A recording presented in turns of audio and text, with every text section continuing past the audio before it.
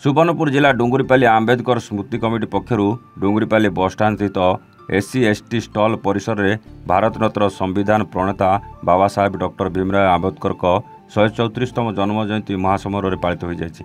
प्रथम आंबेडकर फोटोचित्र में पुष्पमाल्य अर्पण कर सभा कार्य आरंभ करते।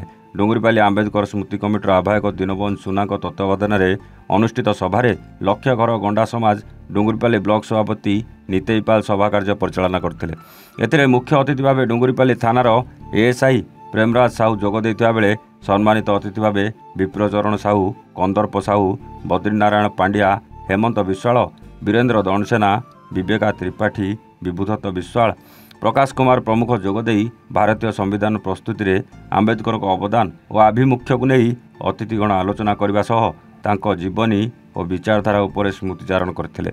मुख्य वक्ता भाव में किशोर मेहर जोगदे यही समारोह में आखपाखर बहु संख्यार महिला और पुरुष जोगदे। सुवर्णपुर उमाकांत बाग रिपोर्ट, एवान ओडिशा।